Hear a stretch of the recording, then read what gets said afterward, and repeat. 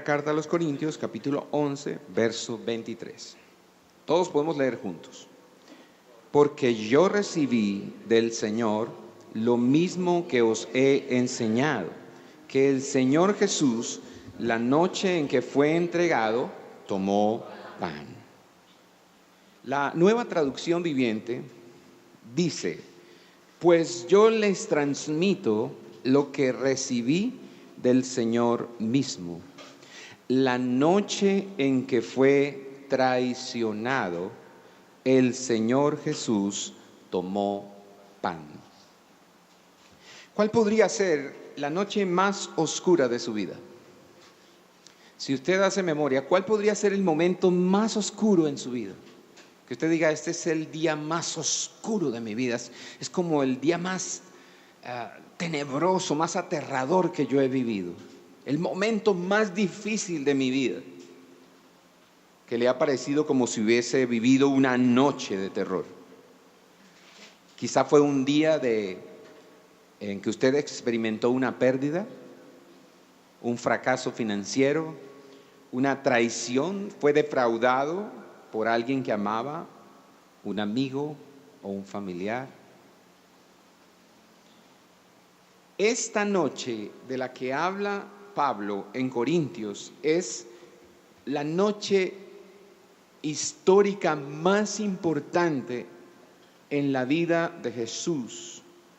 Esa noche Jesús estuvo con sus apóstoles, la noche de más oscuridad, el momento de mayor aflicción en la vida de Jesús. Jesús estaba con sus discípulos y esa noche sucedieron muchas cosas importantes en el aposento alto y luego en el huerto que fueron decisivas tanto para los discípulos como para nosotros esta noche.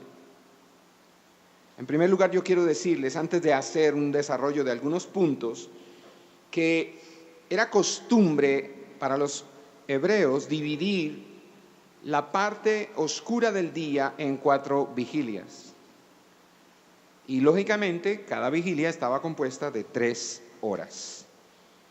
En Lucas capítulo 12, versículo 38, dice la Escritura de la siguiente manera: y ya sea que venga en la segunda vigilia o aún en la tercera, y los haya así, dichosos son aquellos siervos. En este texto leemos que existen 3 vigilias. También en Marcos capítulo 6, versículo 48, dice la Escritura o el escritor sagrado: y al verlos remar fatigados, está hablando de Jesús, que ve remar a sus discípulos fatigados, porque el viento les era contrario, dice el texto, como a la 4ª vigilia de la noche, fue hacia ellos andando sobre el mar y quería pasárseles de largo. ¿A qué horas está viendo Jesús a los discípulos remando, fatigados? ¿A qué hora más o menos? Entre las 3 y las 6 de la mañana. Así que tenemos claro que la última noche que Jesús estuvo con sus discípulos, la noche en que Él fue traicionado, Él pasó esas 4 vigilias, ese tiempo de 4 vigilias, cada una de 3 horas, lo pasó junto a sus discípulos. Entendemos que el día para los judíos empieza con la puesta del sol, diferente a cómo comienza el día para nosotros. Para nosotros el día comienza cuando el sol sale. Para los judíos el día comienza cuando el sol se pone. O sea, a las 6 de la tarde comienza el día para ellos. Entonces ellos estaban reunidos en el aposento alto porque en ese día se celebraba en todo Israel la Pascua.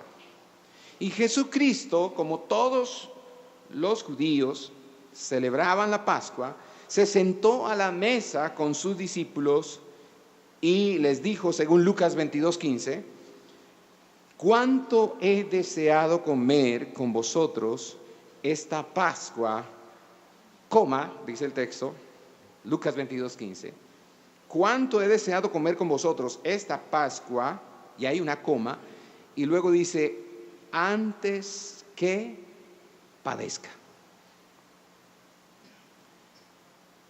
Entonces, en la primera de las vigilias, Durante las primeras 3 horas de la noche, Jesús se sentó con sus discípulos para recordar el ritual de la Pascua. Como lo dice Lucas, como lo dice Mateo 26:20, como lo dice Juan capítulo 13. Jesús se sentó con ellos para recordar el ritual de la Pascua, pero como usted y yo sabemos, también Jesús se sentó con ellos, no solamente para celebrar o recordar el ritual de la Pascua, que evocaba la liberación de la esclavitud de Egipto, sino que también Jesús esa noche redefinió el concepto o el significado de la Pascua para Israel. El título de nuestra reflexión esta noche es La noche que Jesús fue entregado.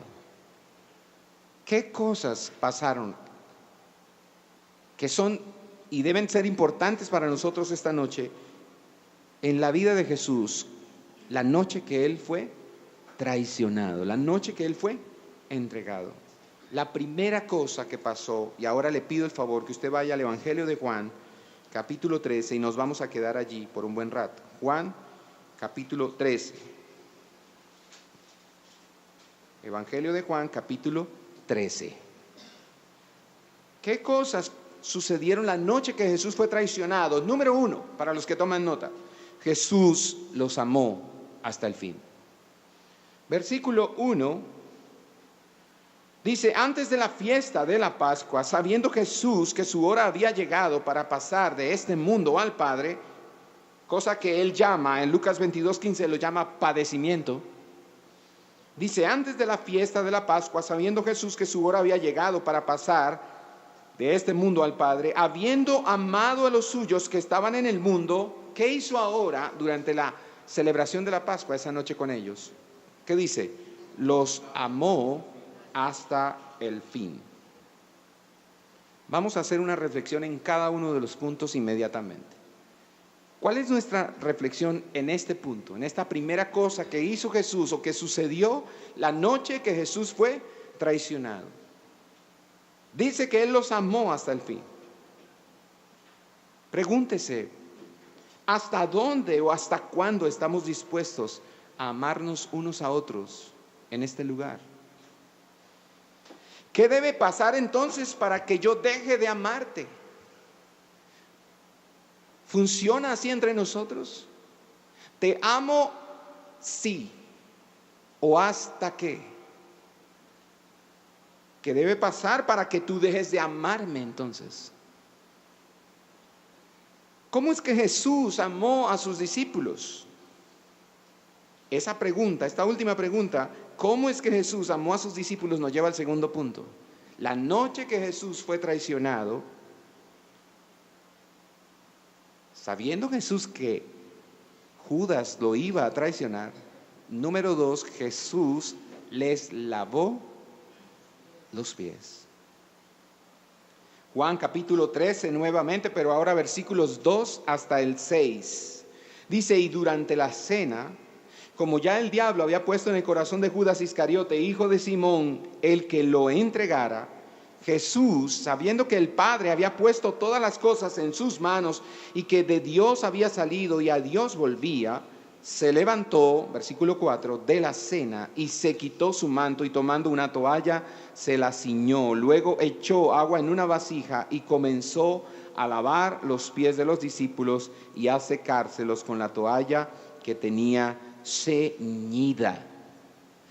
La noche más oscura en la vida de Jesús, la noche en que fue traicionado, el momento más difícil en la vida de Jesús, Jesús estuvo dispuesto a lavar los pies de sus hermanos. ¿Está usted dispuesto esta noche a lavar los pies de su hermano en Cristo a pesar de? Jesús sabía que Judas lo iba a traicionar y usted sabe cosas de sus hermanos. Hay cosas que usted sabe de mí que son muy evidentes, otras que las ha descubierto por otro medio. La pregunta es, ¿eso que sé de mi hermano me impide lavar sus pies? ¿O estoy dispuesto como Jesús, a pesar de estoy dispuesto a tomar la toalla y a ceñirme con el manto y entonces lavar los pies de mi hermano a pesar de todo.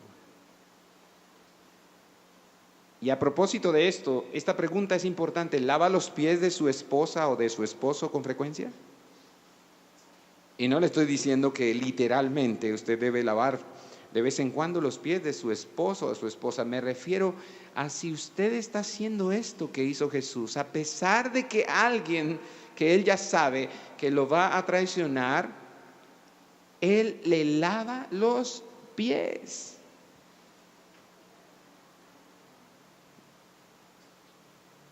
Como dice la canción, profundo es el amor de Cristo. ¿Cuán profundo es, no? Porque nosotros decimos, yo te sirvo hasta que, o en razón de esto, a partir de ahora ni te hablo. ¿Cuántas parejas no se hablan por semanas? Escúcheme, ¿cuántos hermanos en Cristo pasan días sin dirigirse la palabra, asistiendo a la misma congregación? ¿Cuál es la resolución que vamos a tomar esta noche? A pesar de que otro hermano en la fe en esta congregación nos haya ofendido, nos haya traicionado, nos haya lastimado. Jesús, a pesar que sabe lo que sabe de Judas, él lavó los pies de Judas. ¿Usted se imagina si Jesús dice, voy a lavar sus pies, pero Judas, a ti no te voy a lavar los pies? Tú ya sabes por qué, ¿no? Tú y yo sabemos. Muchachos, no pregunten nada, eso es entre Judas y yo.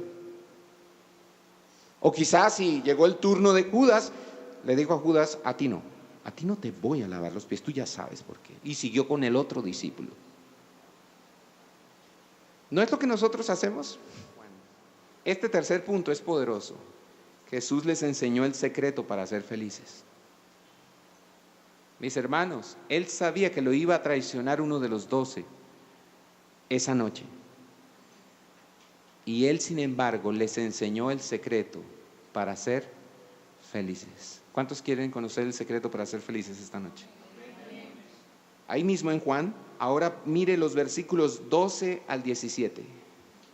Entonces, cuando acabó de lavarle los pies, tomó su manto y sentándose a la mesa otra vez les dijo, ¿sabéis lo que os he hecho? Vosotros me llamáis maestro y señor y tenéis razón porque lo soy. Pues si yo, el Señor y el maestro, os lavé los pies, vosotros también debéis lavaros los pies los unos a los otros. Porque os he dado ¿qué cosa? Ejemplo, para que como yo os he hecho, vosotros también hagáis. En verdad os digo, un siervo no es mayor que su señor, ni un enviado es mayor que el que lo envió. Y el 17 usted lo va a leer conmigo en voz alta. Si sabéis esto, seréis felices si lo practicáis. ¿Cómo es que podemos ser felices? ¿Solo sabiéndolo? No, sabiéndolo y practicándolo. Porque si sabemos esto y no lo hacemos, entonces seremos infelices. ¿Qué cosa podría ser más infeliz que ser miembro de una iglesia cristiana, sabiendo todas estas cosas y no poniéndolas en práctica? Eso es la mejor manera de ser infelices. Número 4. Jesús, como usted y yo, la noche que fue traicionado, se angustió como nosotros, pero glorificó a Dios. Él no hizo lo que nosotros hacemos cuando nos angustiamos.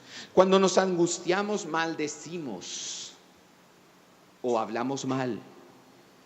Quizá no decimos palabrotas, pero empezamos a hablar mal. Y maldecir significa hablar mal.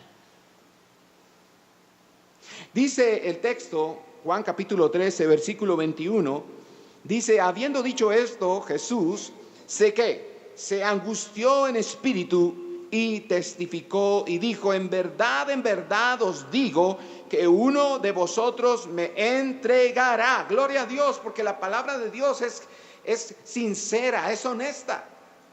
No dice que Jesús simplemente les lavó los pies y se olvidó de que Judas lo iba a traicionar y se hizo el fuerte e ignoró a Judas, como mucha gente dice. Yo voy a ignorar esto para no dejarme hacer daño de esto. Esas son mentiras. Usted no deja de pensar en eso que le está haciendo daño. Es su orgullo el que habla cuando dice: yo no le voy a prestar atención porque no voy a dejar que eso me afecte. Es mentira, usted le va a prestar mucha atención. Lo que habló fue su corazón orgulloso, pero usted en realidad no podrá dormir porque eso le está afectando mucho. A Jesús le seguía afectando lo de Judas. Y usted lo encuentra ahí, dice: se angustió en espíritu y lo dijo. Lo confesó, dijo: en verdad os digo que uno de vosotros me entregará. Pero ¿sabe qué hizo Jesús? Váyase al versículo 31 y 32. Entonces, cuando salió, Jesús dijo: ahora es glorificado el Hijo del Hombre y Dios es glorificado en él. Si Dios es glorificado en él, Dios también le glorificará en sí mismo y le glorificará enseguida. Resuma eso en una palabra. ¿Qué hizo Jesús a pesar de estar angustiado, de saber que Judas lo iba a entregar? ¿Qué hizo Jesús? Glorificó a Dios. Número 5. La noche que Jesús fue traicionado, Jesús nos dio un nuevo mandamiento.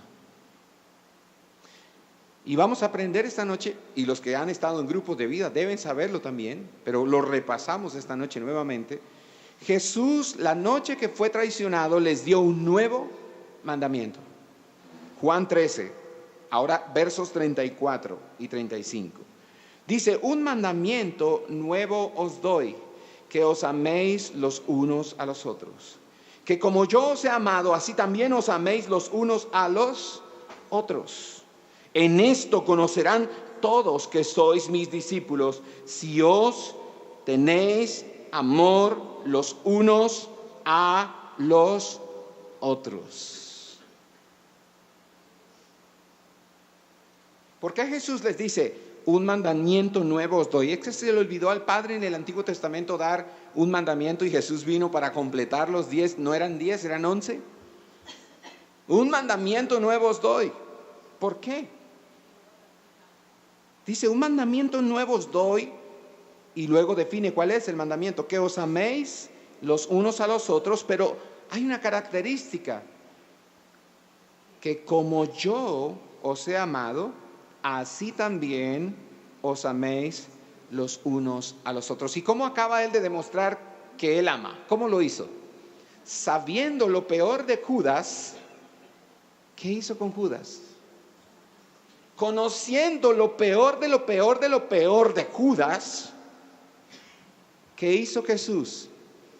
Lo amó, lo sirvió, le lavó los pies. Levítico 19:18 dice: no te vengarás. Quiero que esté el texto ahí para que lo podamos leer todos. No te vengarás ni guardarás rencor a los hijos de tu pueblo, sino que amarás a tu prójimo como a ti mismo. Yo soy el Señor. ¿Cuál es la diferencia entre el mandamiento del Antiguo Testamento y este que Jesús está dando ahora? Allá atrás decía: no te vengarás. ¿Qué es lo que hacemos? Deseamos hacer. Eso precisamente. El Señor había dicho: no te vengarás ni guardarás. ¿Qué? Decimos en voz alta eso: ni guardarás. Pero esto es lo más difícil. En el Antiguo Testamento decía: sino que amarás a tu prójimo como a ti mismo. Porque yo no quiero amar a nadie como me amo a mí mismo. Es más, me amo tanto que digo, es imposible que yo pueda amar a otro como me amo a mí mismo. Eso solo queda reservado para mí. Y Jesús viene y les dice, les doy un nuevo mandamiento. Ustedes se van a amar los unos a los otros. Y quizá alguien pudo haber dicho de los 12, sí, ya sabemos, Levítico 19, 18.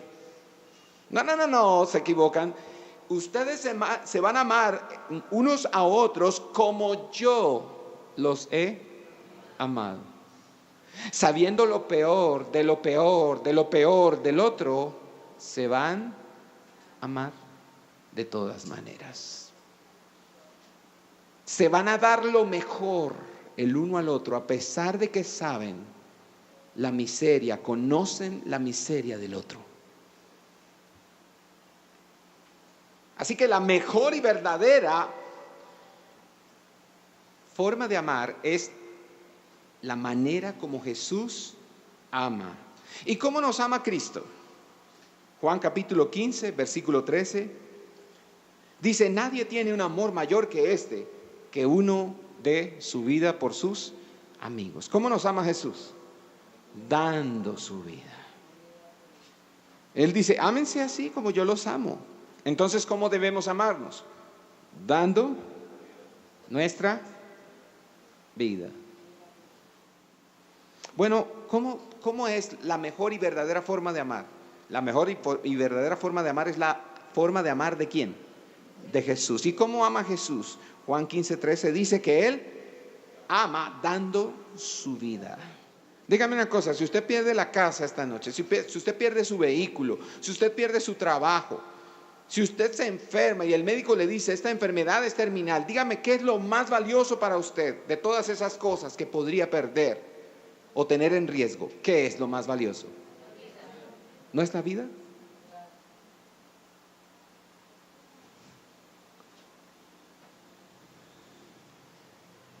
Quiero decirle, mis hermanos, que uno puede ver en la experiencia de la iglesia, dentro de la iglesia, en el día a día, lo que pasa entre nosotros. Uno puede darse cuenta que lo más importante para los hermanos, la mayor parte del tiempo, no es la vida, es el dinero.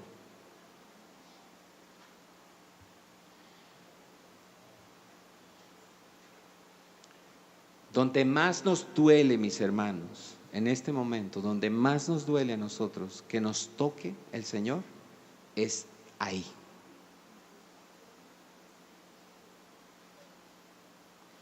Por esa razón, nosotros no nos quebrantamos cuando pecamos. Ofendemos a nuestro hermano, desobedecemos a nuestros padres, levantamos la voz en la casa, gritamos, le faltamos el respeto a un jefe, a una autoridad, llegamos tarde al trabajo y nos sentimos mal. No. ¿Cuándo es que nos sentimos mal? ¿Cuándo es que nos angustiamos? Cuando el Señor de los cielos nos toca el bolsillo. Ahí sí lloramos.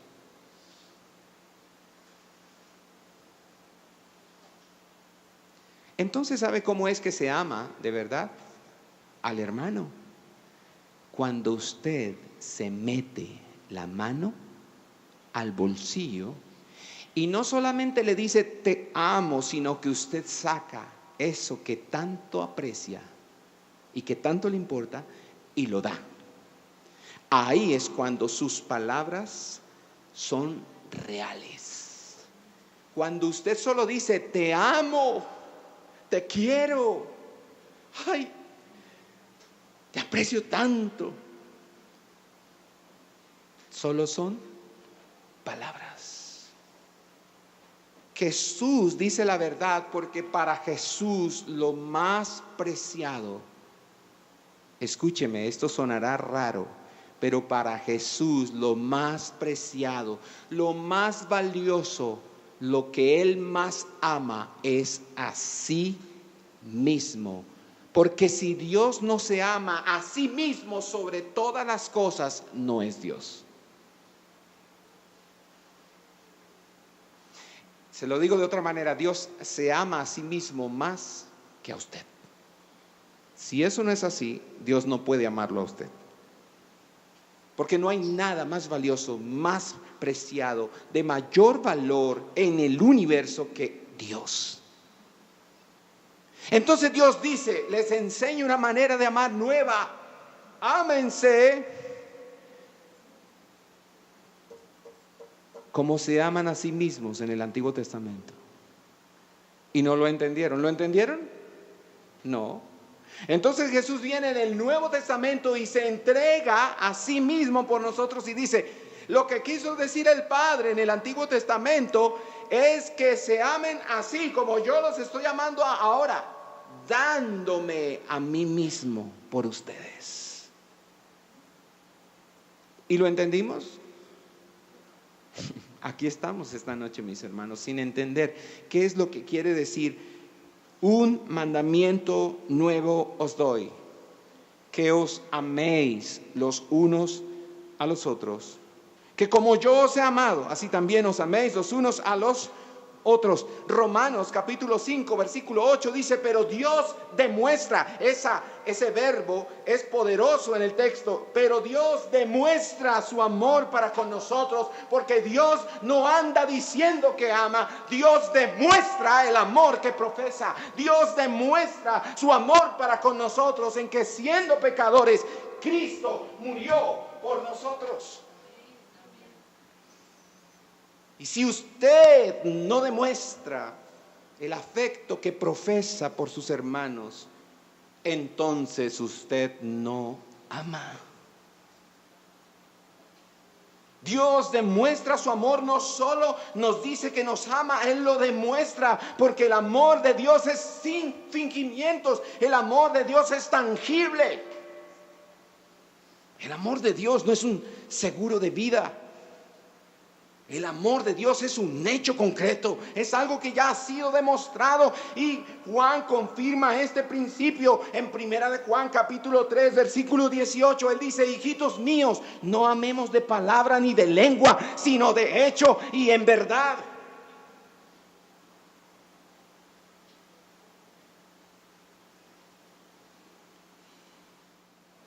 Primera de Pedro capítulo 4 versículo 8. Pedro le dice a la iglesia, sobre todo es por encima de todo lo que esté pasando en sus vidas, a pesar de todo lo que esté pasando en sus vidas, hermanos, sed fervientes en vuestro amor los unos por los otros, pues el amor cubre multitud. ¿Por qué tenemos problemas en el matrimonio? Porque no entendemos el amor de Dios. ¿Por qué tenemos los hijos problemas con nuestros padres en sujetarnos a ellos, en honrarles, en obedecerles? ¿Por qué? Porque no entendemos el amor de Dios. ¿Por qué nos cuesta trabajo sujetarnos en la iglesia al pastor o a los líderes? ¿Por qué? No entendemos el amor de Dios. Pablo escribe a la iglesia en Roma. El amor de Jesús, mis hermanos, es tan poderoso que nada puede separarnos de su amor. Y entonces Pablo escribe este principio, entendiendo esto, Pablo escribe a los romanos en capítulo 8 de Romanos, versículos 35 al 39, en la versión Nueva Traducción Viviente, dice, ¿acaso hay algo que pueda separarnos del amor de Cristo? ¿Será que Él ya no nos ama si tenemos problemas o aflicciones, si somos perseguidos o pasamos hambre o estamos en la miseria o en peligro o bajo amenaza de muerte? Como dicen las Escrituras, por tu causa nos matan cada día, nos tratan como ovejas en el matadero. Claro que no, a pesar de todas estas cosas, nuestra victoria es absoluta por medio de Cristo, quien nos amó. 38, y estoy convencido de que nada podrá jamás separarnos del amor de Dios, ni la muerte, ni la vida, ni ángeles, ni demonios, ni nuestros temores de hoy, ni nuestras preocupaciones de mañana, ni siquiera los poderes del infierno pueden separarnos del amor de Dios. Ningún poder en las alturas, ni en las profundidades, de hecho, nada en toda la creación, dice Pablo, podrá jamás separarnos del amor de Dios que está revelado en Cristo Jesús nuestro Señor. Aleluya. La más grande enseñanza la recibimos en la noche más oscura y difícil en la vida de Jesús. El mayor regalo que podemos haber recibido de Dios a través de su Hijo, lo recibimos la noche en que Él fue traicionado. La noche en que Él fue traicionado por uno de sus amigos. Él nos enseñó que el amor es más poderoso que el dolor. Que el amor es más poderoso que la ofensa, más poderoso que el sufrimiento, más poderoso que la traición, más poderoso que la muerte. Por eso Pablo escribe a los Corintios, segunda carta a los Corintios, capítulo 12, versículos 8 al 10. Voy a leer la traducción del lenguaje actual. Pablo conversando con Dios 3 veces. Y yo estoy seguro que usted más de 3 veces ha pedido por muchas cosas. 3 veces le he pedido a Dios que me quite ¿qué? Sufrimiento.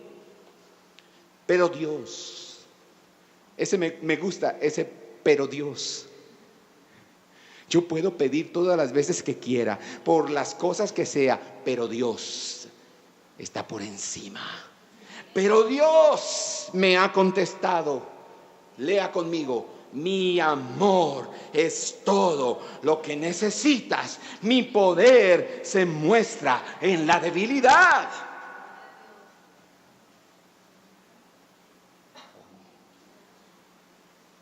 Porque Pablo dice, versículo 10, me alegro de ser débil. ¿Quién está leyendo conmigo? ¿De ser qué? Insultado y perseguido y de tener...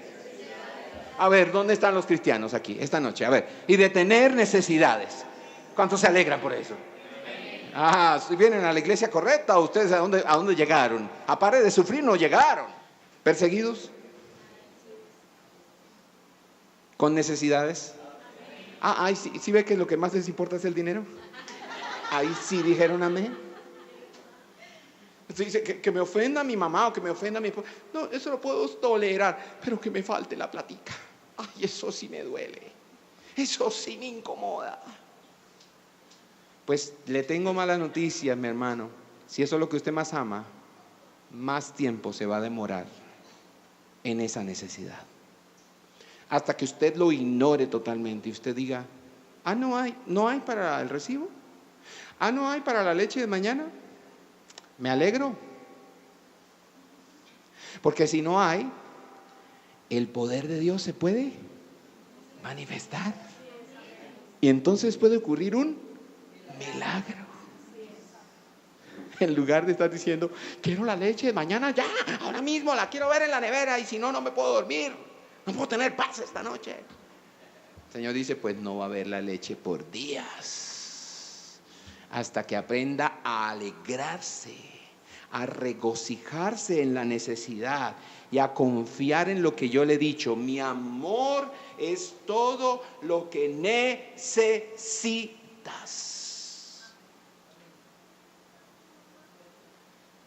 Última parte del versículo. Pues lo que me hace fuerte, dígalo conmigo, pues lo que me hace fuerte es reconocer que soy débil. Juan 16:1. Cuando Jesús está a punto de terminar la enseñanza en la celebración de la Pascua, Jesús les dice, estas cosas, todo lo que les he dicho esta noche, se los he dicho para que no tengan tropiezo, dice en la versión de las Américas, y en la Nueva Traducción Viviente dice, les he dicho estas cosas para que no abandonen su fe. Para que no abandonen su fe. Y al final de la cena de la Pascua, antes de ir al huerto donde él sería entregado por Judas, traicionado por Judas, sus últimas palabras, escúcheme, ¿cómo comenzó Jesús la reunión en el aposento donde se reunieron para celebrar la cena con los discípulos? ¿Cómo comenzó? Comenzó: Jesús los amó hasta el fin. Se reunió con ellos y dice: habiendo amado a los suyos que estaban en el mundo, los amó hasta el fin. O sea, esa reunión, el marco de entrada fue amor. ¿Y cómo termina la reunión? Versículo 26 del capítulo 17. Mire cómo termina: con una oración de Jesús por sus discípulos, y cierra con un marco de amor. ¿Cómo dice el versículo 26? Jesús estaba hablando con el Padre, orando por ellos. Al terminar la reunión, Él dice: yo les he dado a conocer tu nombre, y lo daré a conocer para que el amor con que me amaste esté en ellos y yo en ellos. Le pido sinceramente que me perdone. Esa es mi miseria. Esa es la parte de Judas que hay en mí, que Jesús conocía, pero que a pesar de eso él decide que lavar sus pies, amarlo hasta el final.